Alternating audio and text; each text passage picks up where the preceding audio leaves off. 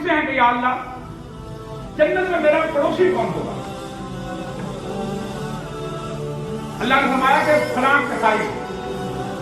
موسیٰ علیہ السلام کہا کہ میں نبی اور میرا پڑوسی کسائی ہوگا تو اللہ میں جا کے دیکھ تو صحیح، اس کا عمل تو دیکھ ذرا۔ وہ گوشت بیچتا تھا، جب چند روٹیاں رہ جاتی اپنے گھر جاتا، موسیٰ کی چیٹی سے اسے جا کر گوشت کی روٹیاں سالن بنایا، اپنی والدہ کو اپنی گود میں لیا، پھر ایک ایک نوالا کھلایا اسے۔ جب اس کی والدہ کھا چکی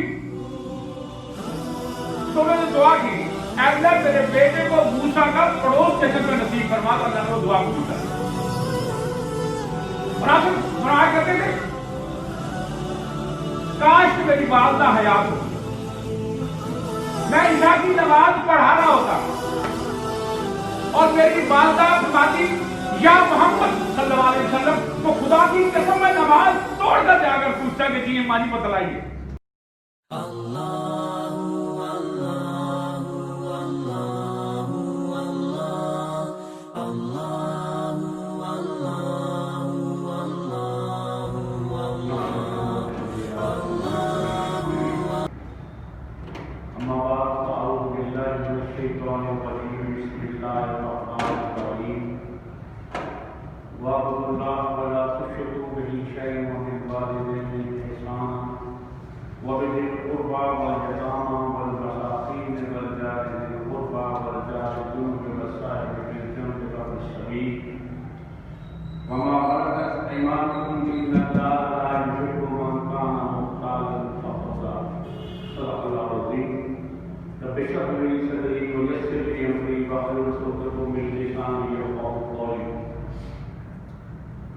إن الله وملائكته يصلون على النبي يا أيها الذين آمنوا صلوا عليه وسلموا تسليما اللهم صل على محمد وعلى آل محمد كما صليت على إبراهيم وعلى آل إبراهيم إنك حميد مجيد اللهم بارك على محمد وعلى آل محمد كما باركت على إبراهيم وعلى آل إبراهيم إنك حميد مجيد۔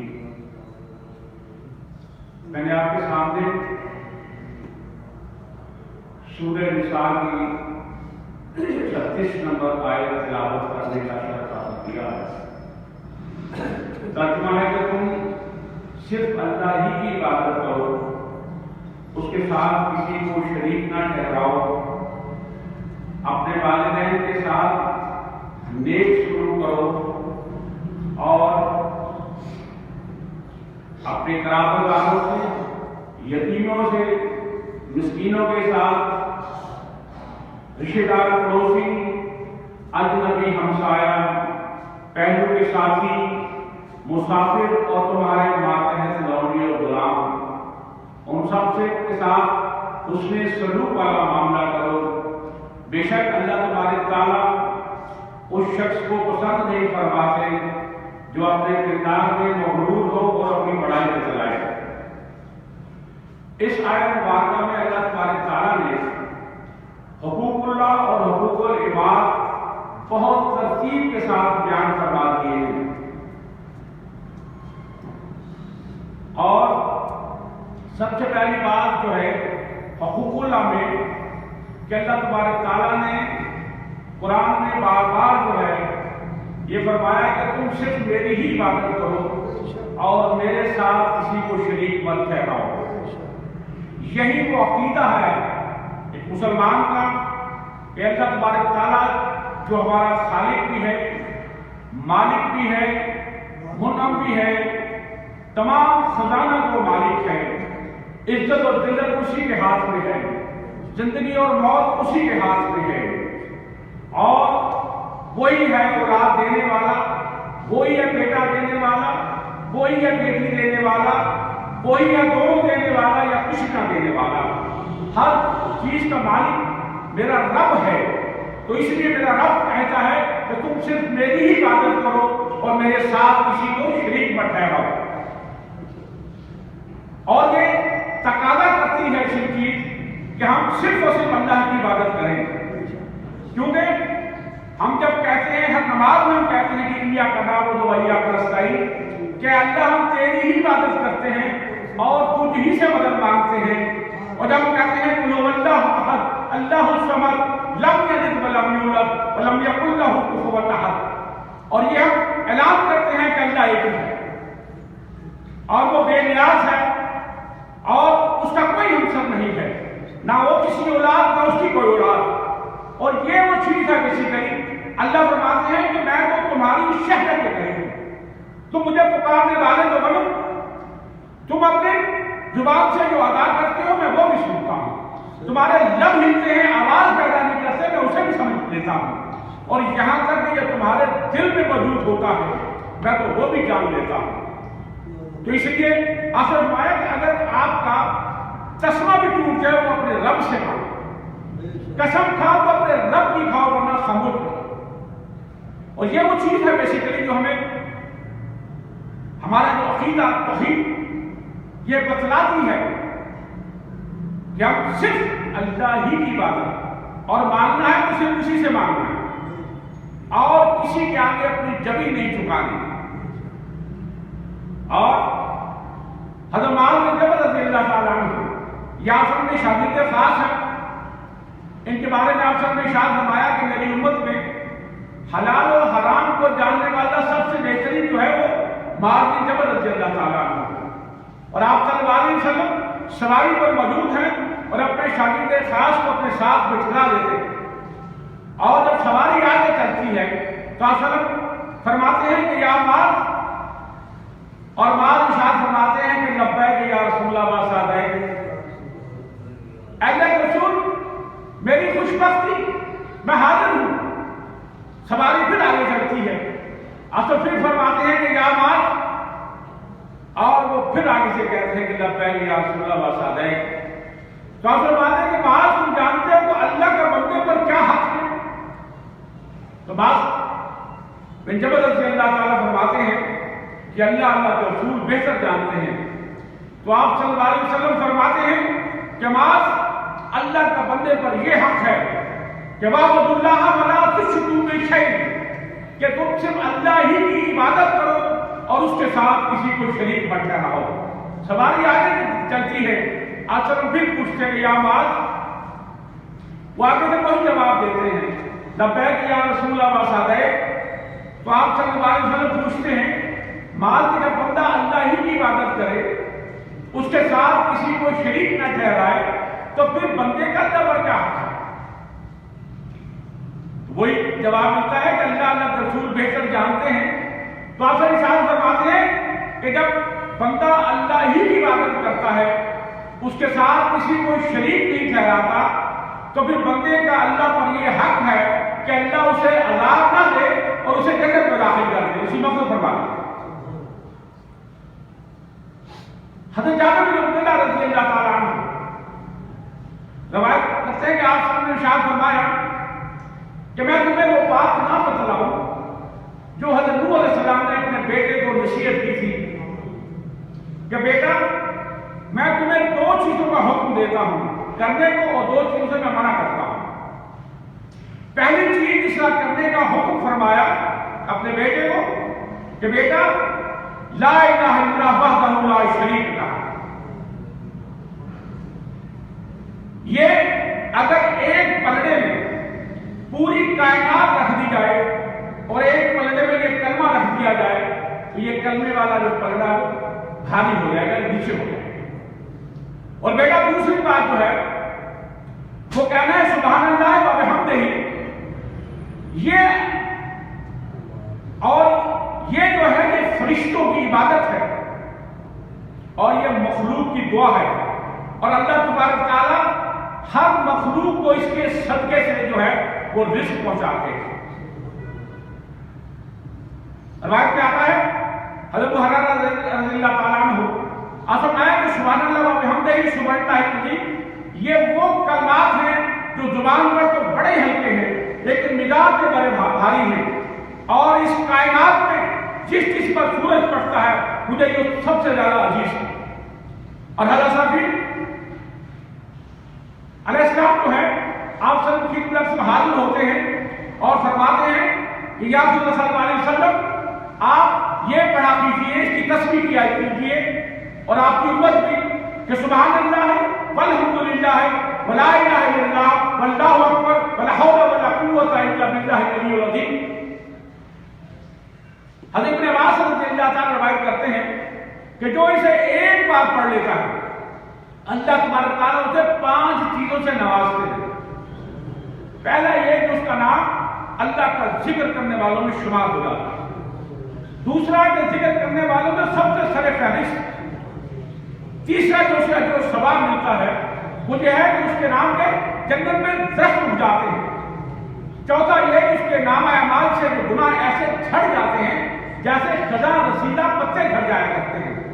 اور پانچواں جو سب سے بڑا اجر و ثواب ہے کہ اللہ تبارک تعالیٰ اس شخص کے اپنا جو ہے نظر کرم فرمائیں گے، اور جس پر اللہ تبارک تعالیٰ کی نظر کرم ہو گئی اس کا بیڑا پار ہو گیا، پھر اس کا کوئی حساب کتاب نہیں ہونا، وہ سیدھا جنت میں چلا جائے گا۔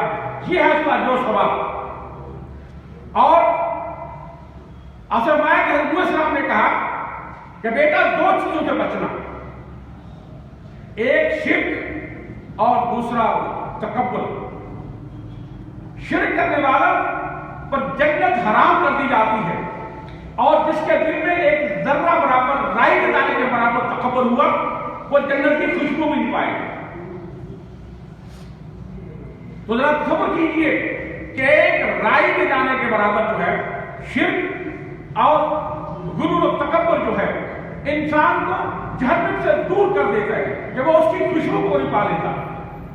اور حضرت ابو ذر غفاری رضی اللہ تعالیٰ عنہ روایت کرتے ہیں، یہ حدیث قدسی ہے کہ آپ صلی اللہ علیہ وسلم نے ارشاد فرمایا کہ اللہ فرماتے ہیں کہ اے میرے بندے، جب تو ایک نیکی کرتا ہے تو تجھے اس کی 10 نیکیاں اس کا جو ثواب ملتا ہے، یہاں تک کہ 700 گنا تک۔ تو ایک برائی کرتا ہے تو اس کی ایک ہی برائی سے نامہ اعمال میں لکھی جاتی ہے۔ اے میرے بندے، جب تو میری جانب ایک بارش چلتا ہے اپنی نیکیوں کے ساتھ تو میں تیری جانب ایک ہاتھ چلتا ہوں۔ اے میرے بندے، جب تو میری جانب ایک ہاتھ چلتا ہے میں تیری جانب 2 ہاتھ چلتا ہوں۔ ذرا تصور کیجیے اللہ تبارک تعالیٰ کی رحمت جو ہے۔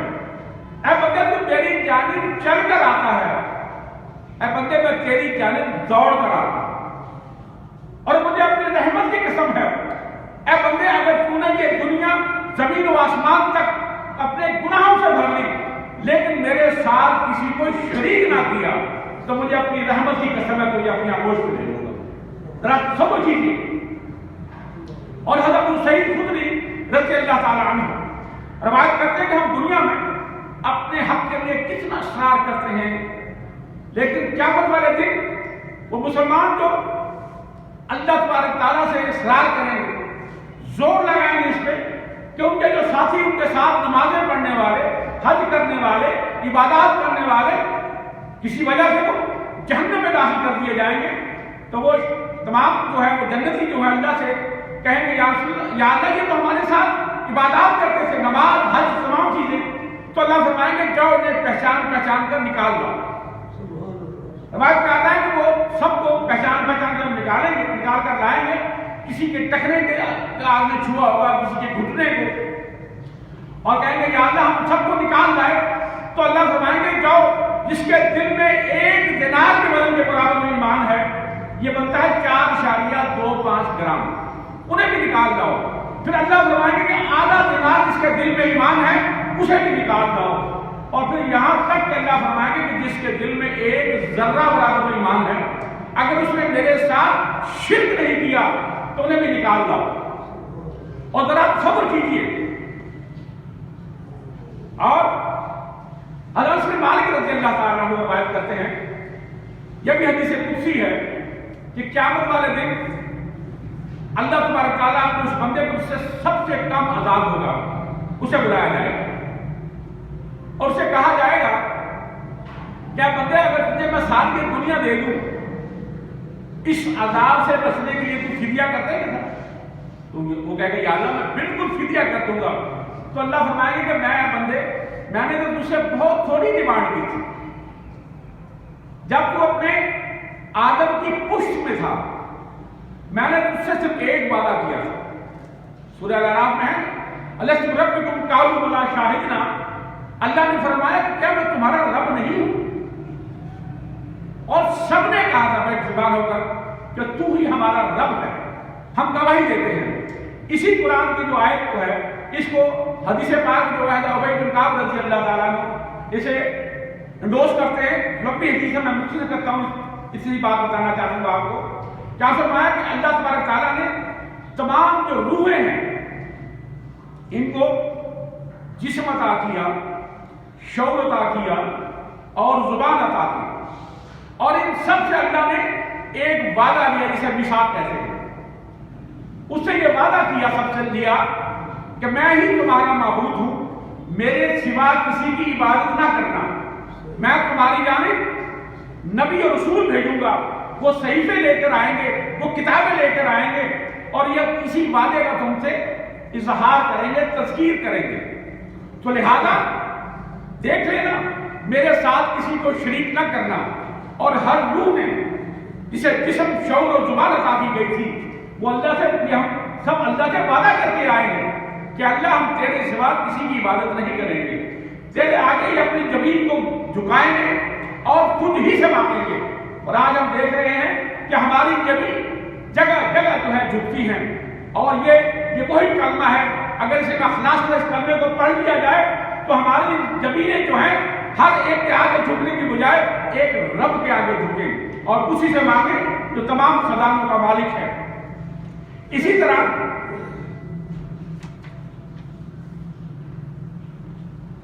حضرت محمود بن لبید رضی اللہ تعالیٰ عنہ روایت کرتے ہیں، کیا سنا کہ مجھے اپنی امت کے جو شرک صغیرہ ہے اس سے خوف آتا ہے۔ تو پوچھا کہ یا رسول اللہ یہ جو شرک صغیرہ ہے یہ کون ہے؟ آسماں یہ ریاکاری ہے، یہ وہ دکھلاوا ہے جو بندہ عبادت تو کرتا ہے لیکن کسی کو دکھانے کے لیے کہ لوگ کہیں کہ بڑا نمازی ہے، بڑا پرہیزگار ہے، اگر سخی ہے تو یہ کہ لوگ کہیں کہ بہت سخی اللہ کی راہ میں خرچ کرنے والا ہے، اور شہید یہ کہے کہ وہ بڑا جری ہے، بڑا بہادر ہے۔ اور اسی کو حدیث قدسی ہے جسے حضرت ابو ہریرہ رضی اللہ تعالیٰ عنہ، جیسے مسلم کی حدیث ہے کہ آپ سے فرمایا کہ اللہ تبارک تعالیٰ سب سے پہلے 3 لوگوں کو بلائے گا، اس میں پہلا شہید ہوگا، اللہ فرمائے گا بندے اپنی نعمتیں گنوائے گا اللہ تبارک تعالیٰ، اور وہ بندہ کہے گا یا اللہ بالکل تیری بہت نعمتیں تھی مجھے، اللہ فرمائیں گے تو نے اس نعمتوں کے عوض کیا کیا؟ تو کہے گا یا اللہ میں نے تیری راستے میں اپنی جان کو جو ہے ختم کر دیا، میں شہید ہو گیا، میں قتل ہو گیا تیرے دین کی خاطر۔ اللہ فرمائے گا تو جھوٹ بولتا ہے، تو اس لیے نہیں ہوا میری رضا کے لیے، تو اس لیے ہوا کہ لوگ تجھے کہیں کہ بڑا جرنی تھا، بڑا بہادر تھا، وہ دنیا میں ہو لیا سارا، اب میرے پاس تیرے لیے کچھ نہیں ہے۔ اور پھر تو کہا جائے گا کہ اس کو گھسیٹ کر جہنم میں ڈال دو۔ دوسرا شخص لایا جائے گا جو عالم ہوگا، جو ممبر میں بیٹھ کر بڑی بڑی باتیں کرتا تھا، اس سے وہی سوال ہوگا نعمتوں کا، وہ کہے گا یا اللہ مجھے تو نے بہت نعمتیں دی، بڑا علم دیا، قرآن کا علم بھی دیا، اور میں نے یہ سیکھا اور دوسرے تک پہنچانے کی کوشش کی۔ اللہ فرمائیں گے کہ تو نے ایسا نہیں کیا میری رضا کے لیے، تو نے اس لیے کیا کہ تجھے بڑے لوگ عالم کہیں، تیرے بڑے بڑے پوسٹر لگے، تیرا پوری دنیا میں چرچا ہو، اور وہ ہو لیا، اب میرے پاس تیرے لیے کچھ نہیں ہے۔ تو پھر سے کہا جائے گا کہ اسے گھسیٹ کر جہنم میں ڈال دیا جائے۔ اور تیسرا جو شخص لایا جائے گا وہ ہوگا جس سے اللہ نے اس دنیا میں بہت دیا اور اس نے بڑا خرچ کیا، وہ بڑا سخی تھا، تو وہی سوال جواب نعمتوں کے بارے میں، لیکن اللہ فرمائیں گے، وہ کہے گا کہ یا اللہ میں نے غریب غربا میں، یتیموں مسکینوں میں، بیواؤں میں، محتاجوں میں بہت خرچ کیا۔ تو اللہ فرمائیں گے تو نے اس لیے میری رضا کے لیے نہیں بلکہ اس لیے خرچ کیا کہ لوگ تجھے سخی کہیں، اور لوگوں نے کہہ دیا تو یہاں میرے پاس تیرے لیے کچھ نہیں ہے۔ تو کہا جائے گا کہ فرشتوں کو اسے گھسیٹ کر جہنم میں ڈال دیا جائے۔ میرے دوستوں، میرے بھائیوں، یہ وہ چیز ہے بیسیکلی، اور ہر دفعہ ہر مقام پر اماموں سے بھی جگہ یہ جو ہے، یہ کچھ لوگ جو ہے اللہ کے وجود کے بارے میں سوال کرنے شروع کر دیتے ہیں، کیونکہ یہ ہر چیز جو ہے غیب میں ہے، اللہ غیب میں ہے، جنت دوزخ غیب میں ہے، فرشتے غیب میں ہیں، یہ تمام چیزیں غیب میں ہیں۔ یہ تو اللہ کے جو نبی ہیں ان کی زبانوں سے ہم تک یہ پہنچتا ہے، کیونکہ اللہ نے ان تمام چیزوں نے دکھلایا ہوتا ہے، اور اس کے جو جوابات ہیں وہ بڑے ہی خوبصورت ہیں۔ میں چاہوں گا کہ آپ کے سامنے امام راضی رحمۃ اللہ سے کسی نے پوچھا تو انہوں نے پھر سورہ بقرہ کی 2 آیتیں تلاوت فرمائی۔ بسم اللہ الرحمن الرحیم، یا ایھا الناس اعبدوا ربکم الذی خلقکم والذین من قبلکم لعلکم تتقون الذی جعل لکم الارض فراشا والسماء بناء وانزل من السماء ماء فاخرج به من الثمرات رزقا لکم فلا تجعلوا للہ اندادا وانتم تعلمون۔ اے لوگوں، اپنے رب کی عبادت کرو جس نے تمہیں تم سے پہلے لوگوں کو پیدا کیا، تاکہ تم اس کے عذاب سے بچو، جس نے تمہارے لیے زمین کو بچھونا اور آسمان کو چھت بنایا اور آسمان سے بارش برسا کر تمہارے لیے کھانے کے انواع اقسام کے میوے پیدا کیے، بس کسی کو اللہ کا ہمسر نہ بناؤ اور تم جانتے تو ہو۔ اور ایک بدو سے یہ سوال کیا گیا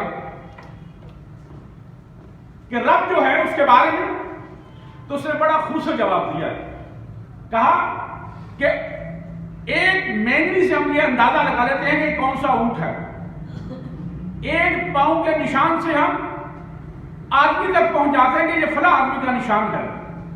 تو اس کائنات میں جو یہ بغیر پلر کے آسمان، یہ پہاڑ و زمین، یہ دریا، یہ سمندر، کیا اس کو دیکھ کر یہ نہیں خیال ہوتا کہ اس کو بھی کوئی بنانے والا ہوگا؟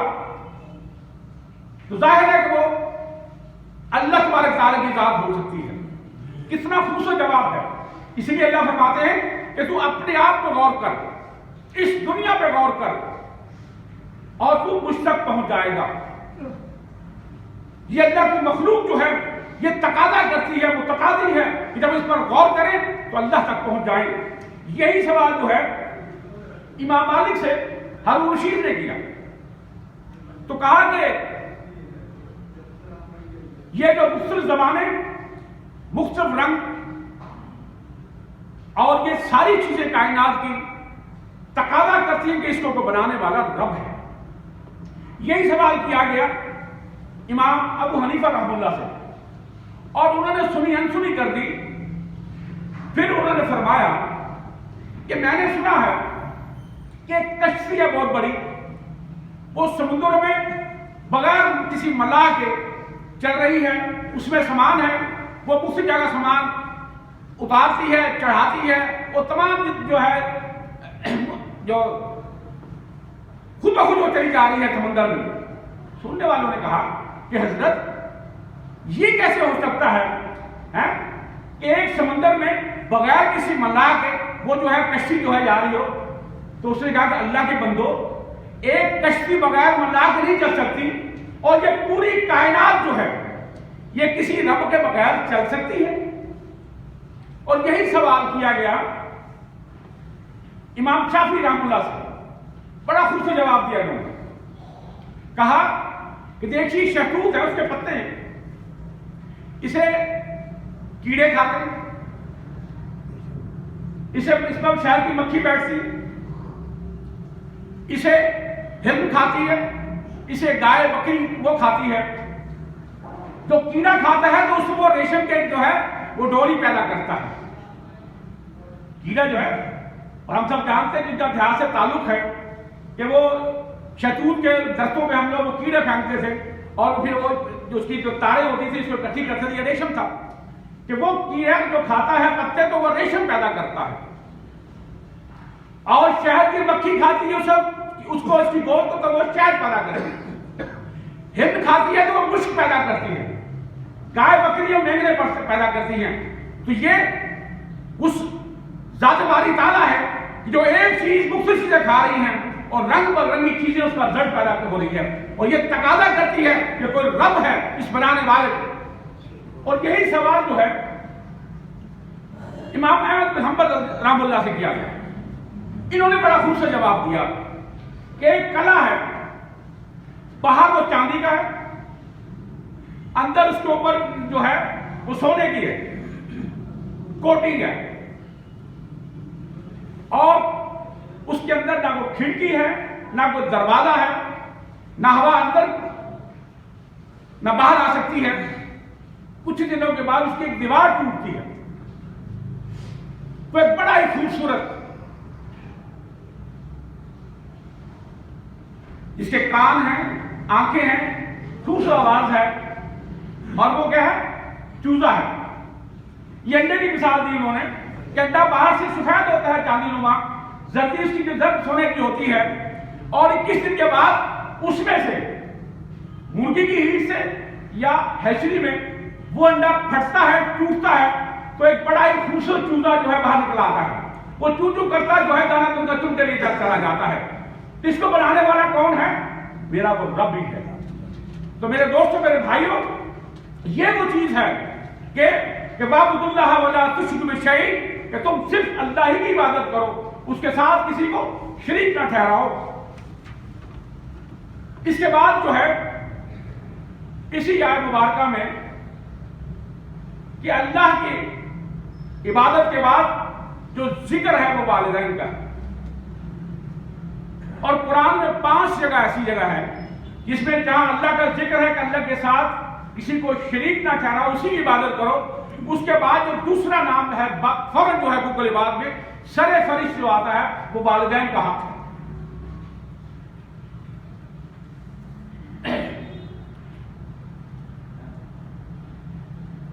سورہ بقرہ میں بسم اللہ الرحمن الرحیم وَإِذْ أَخَذْنَا مِيثَاقَ بَنِي إِسْرَائِيلَ لَتَعْبُدُونَ إِلَّا اللَّهَ وَبِالْوَالِدَيْنِ إِحْسَانًا وَذِي الْقُرْبَى وَالْيَتَامَى وَالْمَسَاكِينِ وَقُولُوا لِلنَّاسِ حُسْنًا وَأَقِیمُوا الصَّلَاةَ کہ اللہ نے جو ہے بنی اسرائیل سے عہد دیا تھا کہ اللہ کے سوا کسی کی عبادت نہ کرنا، والدین کے ساتھ حسن سلوک والا معاملہ کرنا، اپنے رشتہ داروں کے ساتھ، یتیموں کے ساتھ، مسکینوں کے ساتھ، اور ان کے ساتھ اچھا بولنا، قولوا حسنا، اور نماز قائم کرنا اور زکات دینا۔ اسی طرح سورہ انعام میں ہے قُلْ تَعَالُوا أَتْلُوا مَا حَرَّمَ رَبُّكُمْ عَلَيْكُمْ أَلَّا تُشْرِكُوا بِهِ شَيْئًا وَبِالْوَالِدَيْنِ إِحْسَانًا۔ وہی بات کہ اللہ کی عبادت کے ساتھ شرک نہ کرنا اور والدین کے ساتھ احسان والا معاملہ کرنا۔ اسی طرح بنی اسرائیل میں بھی ہے، سورہ لقمان میں بھی ہے۔ تو بات یہ ہے کہ اللہ تبارک تعالیٰ کے بعد جو حقوق العباد ہے اس میں سر فہرست والدین کا۔ حضرت ابن عباس رضی اللہ تعالیٰ عنہ روایت میں فرمایا کہ جو شخص اپنے والدین کے ساتھ حسن سلوک کرتا ہے، اگر 2 ہیں تو اس کے لیے جنت کے 2 دروازے کھول دیتا ہے، اگر 1 ہے تو 1 جنت کا دروازہ اس کے لیے کھل جاتا ہے۔ عرض کیا کہ یا رسول اللہ اگر والدین ظالم ہو تو آپ فرمایا پھر بھی وہ حق رکھتے ہیں کہ ان کے ساتھ اس نے سلوک کیا جائے۔ اور ایک اور روایت میں ہے کہ جو اپنے والدین کے ساتھ بدسلوکی کرتا ہے تو اللہ تبارک تعالیٰ اس کے جنت کے دونوں دروازے بند کر دیتے ہیں اور جہنم کے 2 دروازے اس کے لیے کھول دیتے ہیں۔ حضرت عبداللہ بن عمر رضی اللہ تعالیٰ عنہ روایت کرتے ہیں کہ ایک شخص آپ کی خدمت میں حاضر ہوا کہ یا رسول اللہ صلی اللہ علیہ وسلم میں جہاد پہ جانا چاہتا ہوں۔ تو آپ سے پوچھا کہ تمہارے والدین حیات ہیں؟ کہ کہا یا رسول اللہ حیات ہیں۔ تو فرمایا کہ جاؤ اپنے والدین کی خدمت کرو، تمہارے لیے یہی جہاد ہے۔ بیسیکلی یہ ثابت ہوا کہ والدین کی جو خدمت ہے وہ جہاد سے افضل ہے۔ کیونکہ ایک اور جو ہے حضرت عبداللہ بن مسعود رضی اللہ تعالیٰ عنہ روایت کرتے ہیں کہ آپ فرمایا آپ سے پوچھا گیا یا رسول اللہ سب سے اللہ کے نزدیک بہترین عمل کون سا ہے؟ تو آپ فرمایا کہ اللہ کے ساتھ کسی کو شریک نہ کرنا۔ دوسرا جو فرمایا وہ والدین کے ساتھ حسن سلوک کرنا، اور تیسرا ہے جہاد۔ اس سے ثابت ہوا کہ والدین کے ساتھ حسن سلوک جو ہے وہ جہاد سے افضل ہے۔ اسی طرح حضرت ابو ہریرہ رضی اللہ تعالیٰ عنہ روایت کرتے ہیں کہ ایک شخص آپ سے خدمت میں حاضر ہوا کہ یا رسول اللہ صلی اللہ علیہ وسلم میرے حسن سلوک کا سب سے زیادہ مستحق کون ہے؟ وہاں سمایا کہ تمہاری والدہ۔ اس نے دوبارہ عرض کیا آپ پھر جواب دیا کہ آپ کی والدہ. اس نے پھر پوچھا تو آپ سے کہا تمہاری والدہ.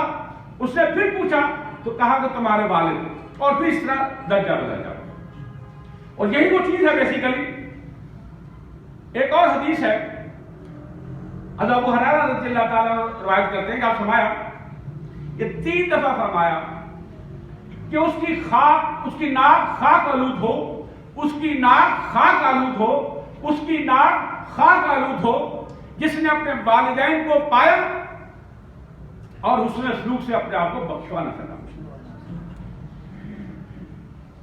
حضرت انس بن مالک رضی اللہ تعالیٰ روایت کرتے ہیں کہ آپ صلی اللہ علیہ وسلم مسجد میں تشریف لائے اور جب ممبر پر پہلا قدم مبارک رکھا تو آمین کہا، دوسرے میں بھی آمین کہا، تیسرے میں بھی آمین کہا. یہ خلاف معمول تھا. تو حضرت معاذ بن جبل رضی اللہ تعالیٰ نے بعد میں پوچھا کہ یا رسول اللہ آج آپ نے 3 بار آمین کہا. تو آپ سمجھا کہ جب میں نے پہلے ممبر پر قدم رکھا تو جبرائیل علیہ السلام نے فرمایا تباہ و برباد ہو جائے وہ شخص جس نے اپنے والدین دونوں کو یا ایک کو پایا اور ان کے ساتھ حسن سلوک کر کے اپنے آپ کو جنت کا حقدار نہ بنا سکا. ایسے ہی فوت ہو جائے اللہ اسے جہنم میں داخل کرے اور اپنی رحمت سے دور رکھے. تو میں نے کہا آمین. دوسرا جو حضرت علیہ نے فرمایا کہا کہ تباہ و برباد ہو جائے وہ شخص جس نے اپنی زندگی میں رمضان کو پایا، رمضان مبارک، اور پھر اپنے آپ کو بخشوا نہ سکا. وہ اللہ کی رحمت سے دور ہو اور اللہ اسے جہنم میں داخل کرے. تو میں نے فرمایا آمین. تیسرا جو تھا جب حضرت نے فرمایا کہ تباہ و برباد ہو جائے وہ شخص جس کے سامنے میرا نام نامی لیا جائے اور وہ مجھ پر درود و سلام نہ بھیجتے اور ایسے فوت ہو جائے، اللہ اسے اپنی رحمت سے دور کرے اور اسے جہنم میں داخل کرے. تو میں نے کہا آمین. ذرا صبر کیجیے. یہ ساری عبادات جو ہیں اللہ تبارک تعالیٰ اپنے نبیوں کی جگہ ہم سب سے نماز، حج، روزہ، زکوٰۃ، تمام جو اعمال ہیں اس میں حقوق اللہ بھی ہیں، حقوق العباد بھی ہیں، ہم سے تقاضا کیا جاتا ہے. لیکن ایک چیز ایسی ہے جو اللہ بھی کر رہے ہیں، اللہ کے فرشتے بھی کر رہے ہیں، وہ ہے ان اللہ و ملائکۃہ یصلون علی النبی یا ایھا الذین آمنوا صلوا علیہ وسلموا تسلیما. بے شک اللہ اس کے فرشتے آپ صلی اللہ علیہ وسلم پر درود و سلام بھیج رہے ہیں. اے لوگوں جو ایمان لائے ہو تم بھی آپ سے درود و سلام بھیجا کرو. یہ ہے وہ مقام جو ہے. آپ سمجھائے کہ جو شخص مجھ پر درود و سلام بھیجتا ہے اللہ کے فرشتے بھی اس پر درود و سلام بھیجتے رہتے ہیں جب تک وہ بھیجتا رہتا ہے، اور اللہ بھی اس شخص پر درود و سلام بھیجتے ہیں. اور آپ کا درود مجھے میری قبر پر پہنچایا جاتا ہے جبرائیل السلام، اور میں اس کا جواب دیتا ہوں. مجھے بتلایا جاتا ہے کہ فلاں اسلام یا وسلم آپ پر درود و سلام بھیج رہے ہیں.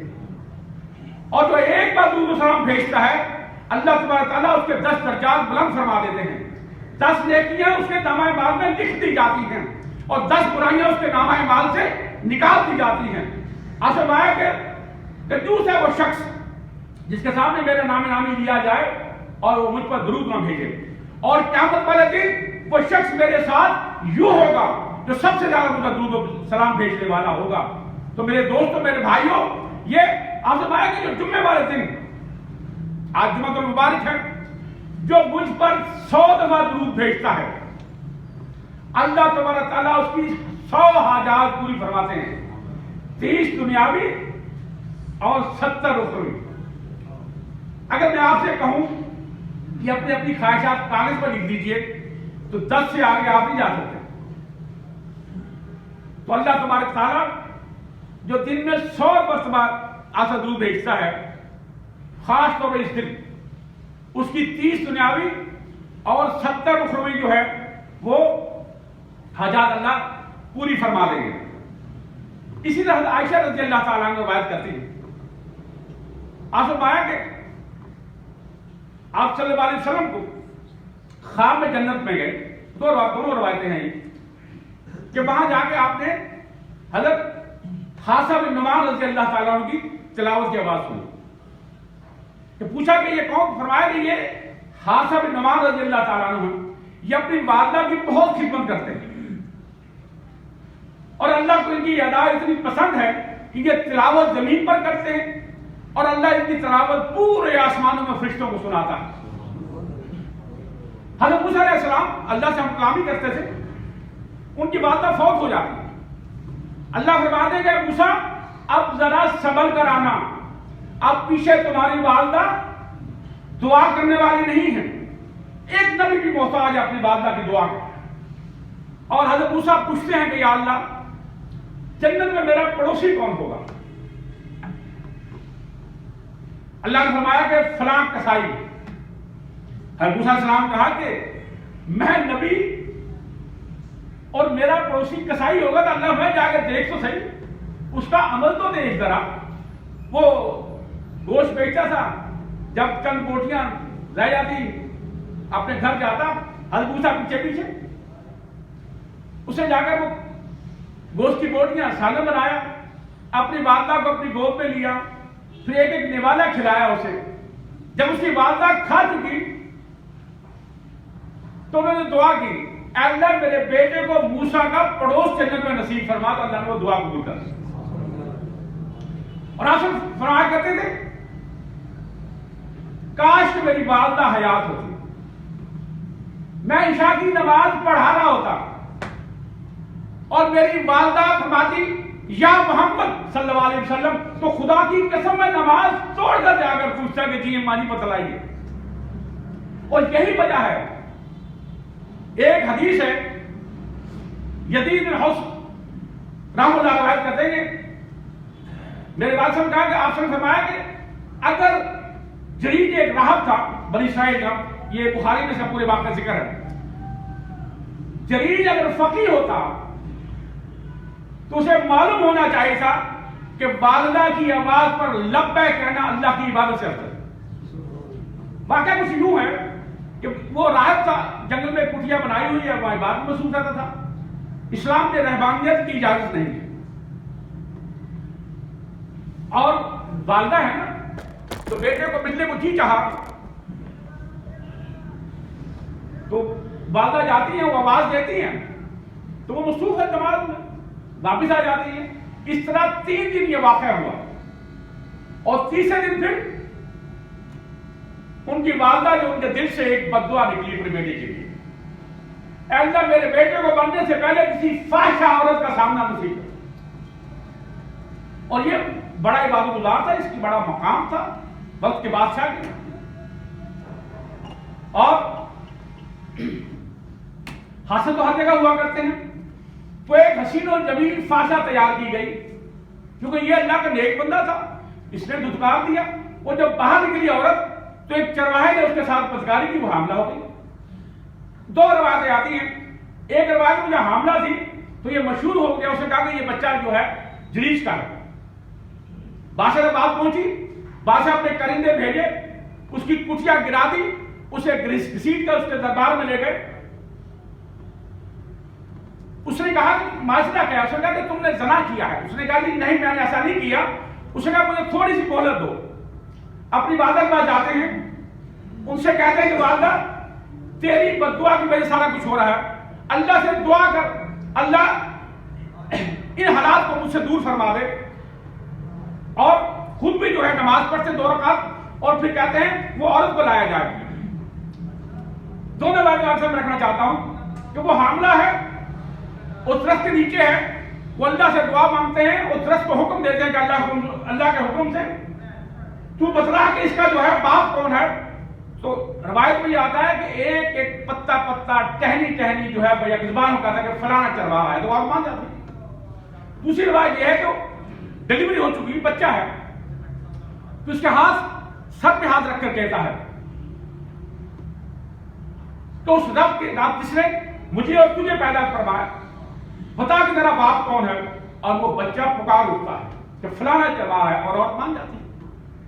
اتنا دیکھیے ذرا کہ والدہ کی ناراضگی جو ہے، اسی طرح علقمہ رضی اللہ تعالیٰ عنہ وہ بیمار ہو جاتے ہیں۔ جب جانکوبی کا عالم ہوتا ہے تو ان کی بیوی انہیں کلمہ کہتی ہے، ان کی زبان پر کلمہ نہیں جاری ہوتا، اور وہ پیغام بھیجتی ہے آپ صلی اللہ علیہ وسلم خدمت اقدس میں کہ یا رسول اللہ الما کی زبان پر جو ہے وہ کلمہ نہیں جاری ہو رہا. تو آپ صلی اللہ علیہ وسلم حضرت علی رضی اللہ تعالیٰ عنہ، حضرت سلمان فارسی رضی اللہ تعالیٰ عنہ، اور حضرت عمار بن یاسر رضی اللہ تعالیٰ عنہ، اور حضرت بلال رضی اللہ تعالیٰ عنہ کو بھیجتے. اور وہاں ماجرا وہی تھا کہ کلمہ جاری نہیں ہو پا رہا. تو آپ حضرت علی جو ہے حضرت بلال کو بھیجتے واپس کہ یا رسول اللہ الما کی زبان پر کلمہ جاری نہیں ہو پا رہا. آپ پوچھتے ہیں کہ اس کے والدین حیات ہیں، تو بتایا جاتا ہے کہ والد فوت ہو چکا ہے، والدہ حیات ہے، بوڑھی ہیں. آپ حضرت بلال رضی اللہ کہتے ہیں کہ انہیں جا کے کہیے اگر آ سکتی تو فابے ہے، ورنہ میں خود وہاں چلا جاتا ہوں. اور جب اماں کو پتہ چلتا ہے اس کی خوشی کی کوئی انتہا نہیں رہتی اور وہ اپنی لاٹھی ٹیکتے ہوئی دوڑتی چلی آتی ہے. آپ سے خدمت اقدس میں آپ سے پوچھتے ہیں اے اکبر کی ماں بتاؤ تمہارا بیٹا کیسا ہے؟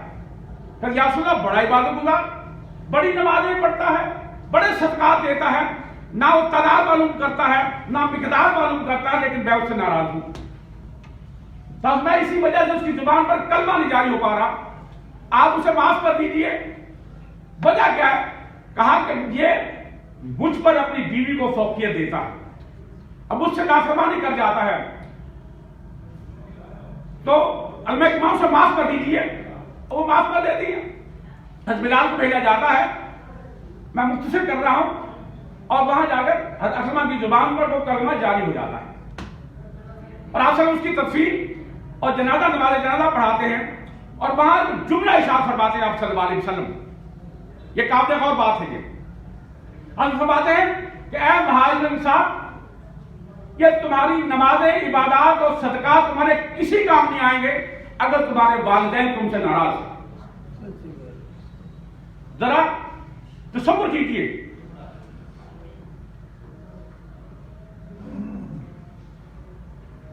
تیسری جو ہے اس آیت مبارک میں میری کوشش تھی کہ میں ان ساری چیزوں کو ذرا مختصراً آپ کے سامنے رکھوں کہ جس میں ہے کہ تم صرف اللہ کی عبادت کرو، اس کے ساتھ کسی کو شریک نہ ٹھہراؤ، اس کے بعد والدین ہیں، تیسرا رشتہ دار ہے. اور اسی کو قرآن پاک میں کہتے ہیں ان اللہ یامر بالعدل والاحسان وایتاء ذی القربى وینہی عن الفحشاء والمنکر والبغی یعظکم لعلکم تذکرون. اللہ حکم دیتے ہیں عدل کا، احسان کا اور صلہ رحمی کا، اور منع کرتے ہیں بدی سے، فحاشی سے، ظلم و زیادتی سے. یہ تمہیں اس لیے نصیحت کی جاتی ہے تاکہ تم سب حاصل کرو. یا میں رشتہ داروں کے ساتھ جو ہے حقوق اس میں جسے یہ صلہ رحمی ہے. صلہ کا مطلب ہے پہنچنا، اور رحم وہ رشتے رحم سے جو ماں سے وجود میں آنے والے ہیں. ماں کے رحم سے بہن و بھائی کی شکل میں، نانی کے رحم سے ماموں اور خالہ کی شکل میں، اور دادی کی رحم سے چچا تایا اور پھوپھی کی شکل میں. یہ وہ تمام رشتے ہیں. ان تمام تک پہنچنا، ان کی مدد کرنا، ان کی خیری معلوم کرنا، یہ ہے صلہ رحمی. حضرت ابو ایوب انصاری رضی اللہ تعالیٰ عنہ روایت کرتے ہیں کہ ایک شخص دوڑا دوڑا آیا وسلم جو ہے اونٹنی پر تھے، اس نے بہار پکڑ لی اور کہا کہ یا رسول اللہ مجھے ایسا عمل بتا دیجیے کہ میں جنت کے قریب ہو جاؤں اور جہنم سے دور ہو جاؤں. دیکھیے یہ ان لوگوں کی خواہش ہوا کرتی تھی. آج ذرا ہم سب سوچیں کہ ہماری یہ خواہش ہے. اصل آیا کہ تو صرف اللہ کی عبادت کر، اس کے ساتھ کسی کو شریک نہ کر، نماز قائم کر، زکات دے، اور اپنے والدین کے ساتھ حسن سلوک کر. یہ ہے صلہ رحمی. اور حضرت عبداللہ بن ابی اوفا رضی اللہ تعالیٰ عنہ روایت کرتے ہیں کہ ہم عرفہ کے مقام پر آسرم کے ساتھ تھے. آسرم کہا آپ میں سے اگر کوئی قاطع ہے، قطع رحمی کرنے والا، میری اس مسجد سے اٹھ جائے. ایک جوان اٹھا اور تھوڑی واپس آ گیا. آسرم فرمایا کہ آپ میں سے ایک ہی اٹھا، کیونکہ یا رسول اللہ میں اپنی خالہ سے ناراض تھا. جب میں نے آپ کی بات سنی تو میں نے یہ جا کے اسے بتلائی، تو میری خالہ نے مجھے استغفار کیا، میں نے اسے. تو آپ سے فرمایا کہ آپ نے بڑا اچھا کیا.